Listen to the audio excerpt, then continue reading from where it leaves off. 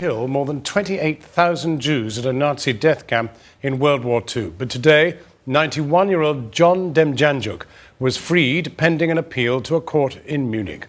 Prosecutors had successfully argued that as an SS guard in Poland, Demjanjuk was an accessory to systematic murder, and so his release has angered Holocaust survivors. Though Demjanjuk, a Ukrainian, has always protested his innocence, a warning: there is flash photography in Jonathan Rugman's report.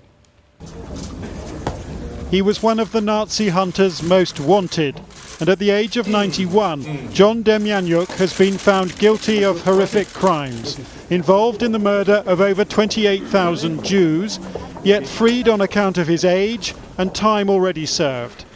An appeal could take another year, and one of Germany's last Nazi trials has delivered a strange kind of justice. Demjanjuk was accused of forcing Jews into the gas chambers. There was no evidence the SS guard had been a killer himself, but the murder was so systematic that being party to the Holocaust is now enough to convict in a German court. 2 years ago, Demjanjuk was living in Ohio as a retired car mechanic until US officials deported him to Germany to face trial. His family produced this video of his aches and pains in a desperate bid to keep him in America, where he'd fled after the Second World War. For over 3 decades, he protested his innocence, claiming it was a case of mistaken identity. This ID card showed that he had trained with the SS. His lawyers unsuccessfully argued that it was a forgery by the KGB, and that as he had fought for Stalin before being captured by Hitler's army, he too was a victim. Over 20 years ago, Demjanjuk was sentenced to death in Israel, convicted of being Ivan the Terrible, the monster of the gas chambers at Treblinka. But he was eventually freed after evidence that the real Ivan was somebody else. And please do not put the noose around my neck for the deeds of others. Today it was the Germans who found him guilty of crimes here in Poland, where around 250,000 perished. Old men shot, women raped before they were gassed. Demjanjuk, the first non-German convicted of Nazi crimes in Germany, yet sentenced to just 5 years after an 18-month trial delayed by health concerns, and then released pending an appeal. And that astonishes some of Demjanjuk's victims. Harry Bibring is now 85 and told me he had been orphaned at just 13 after both parents died during the Holocaust. His mother at Demjanjuk's camp, Sobibor. How do you feel about the verdict? I mean, the judge saying that he's 91, he's an old man. I don't see any relevance to the fact that he's 91.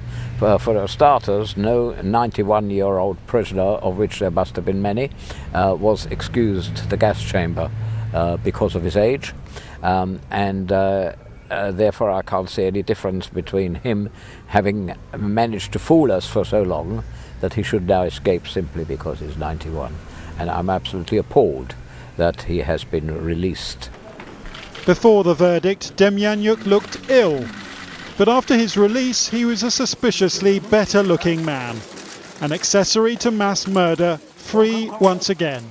Justice of sorts after 68 years. Well, we're joined in the studio by Professor David Cesarani, the leading historian who advised the government on Holocaust remembrance, and by a London head teacher, Helen Hyde, who has attended the trial in Munich. 3 of her relatives, including her aunt, who was also called Helen, were taken from their home in Holland by the Nazis in 1943 and executed in the gas chambers at the Sobibor camp. Well, I suppose, first of all, Helen, for you, a very traumatic thing to have to sit through all this. And I'm just wondering whether you feel any sense of closure to something which has been with you all your life.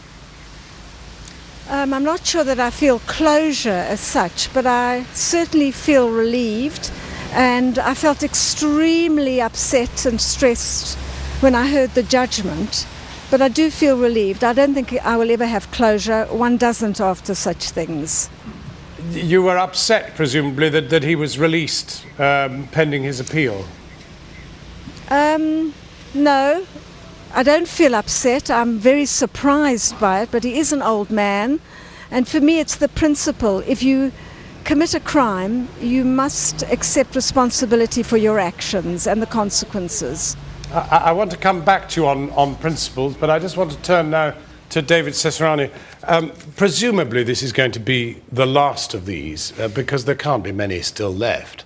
No, as far as I'm aware, there are no camp guards who have been investigated who are still alive.